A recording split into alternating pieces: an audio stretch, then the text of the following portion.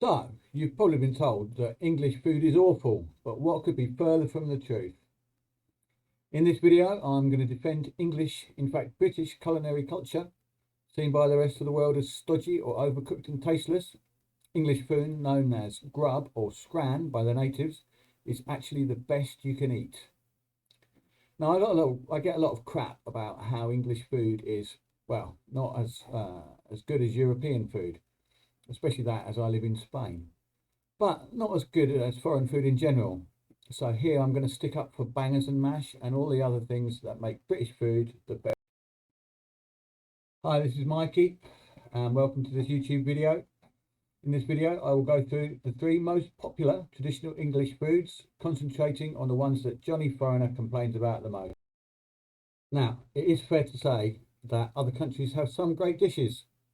Italians have pasta, the French have coq au vin, but they also eat frog's legs. Chinese have chop suey and sweet and sour, and the Spanish have tapas and stuffed calamaris, but they also eat pig's faces.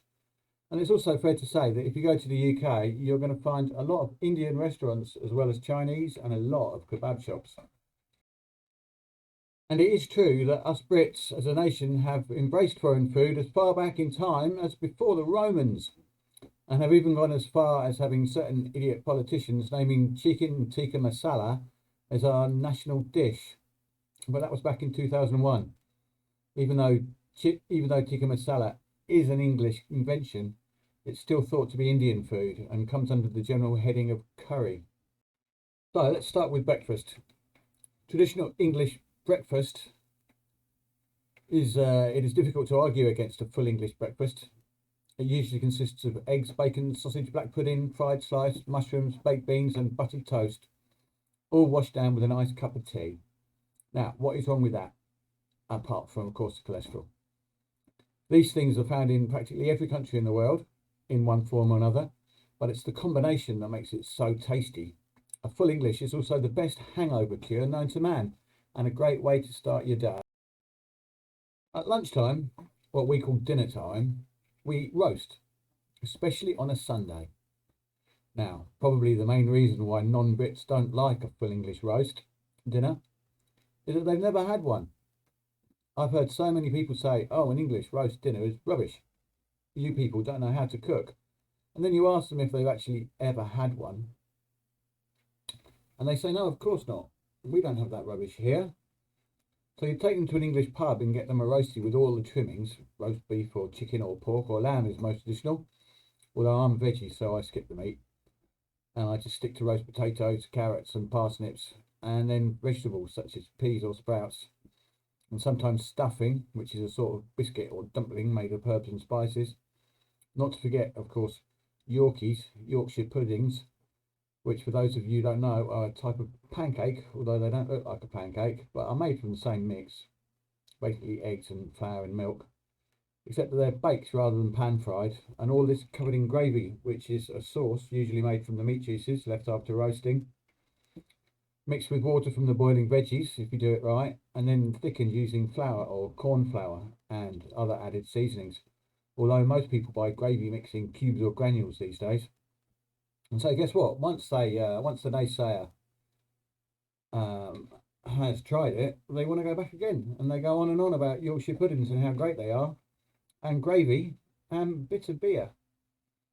In the rest of the world, they have a million different types of lager, which are all more or less the same, but they have never had a pint of nice, nutty, warm beer, which is not fizzy. And when I say warm, I just mean that it's not so cold that you can't actually taste it.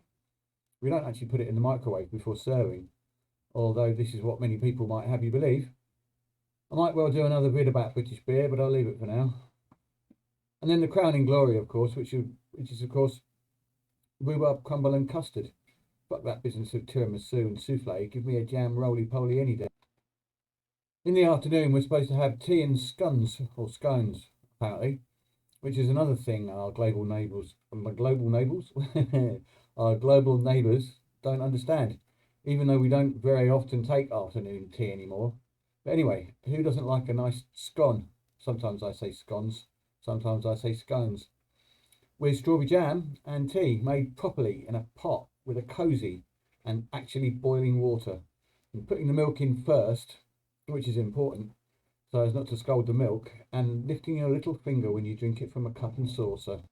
And then in the evening, about 5:30, we have tea, not to be confused with afternoon tea, which we just talked about.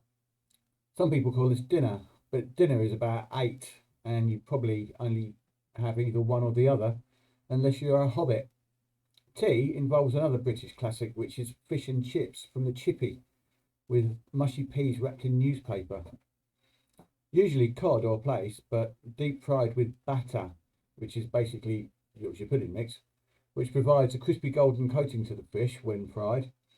And then real chips, not fucking French fries. Real chips are thicker than French fries and allow you to have the best of both worlds, which is a crispy outer shell and yet with real fluffy potato left on the inside. And the peas are mushy, allowing you to dip the chips into them. What could be better than that?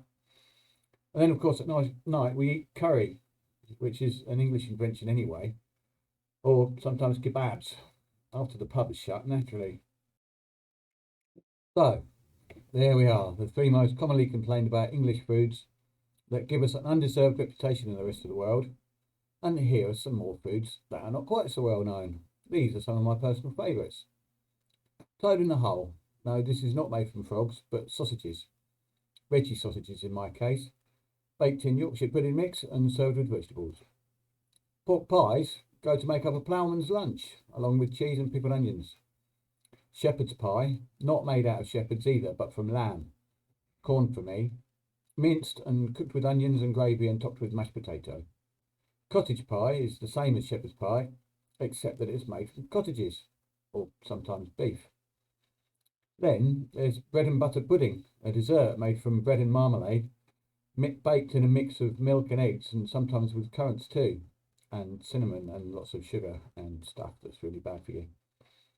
And any number of other pies and puddings that there are really a lot to choose from. Well, I don't suppose that this video will change Johnny Foreigner's opinion of English food, but I didn't make it for them, I made it for us, to reconfirm that whilst English food gets a bad rap in the rest of the world, we know it's the best. I hope this video has left your mouth watering, so go out and get yourself some traditional English grub. Wash it all down with real beer and tea and be proud. This has brought me to the end of this video, apart from to say thanks. And thanks for watching. Hit those buttons if you liked it or not. And as always, I've been Mikey, and I hope to see you in the next one. Cheers.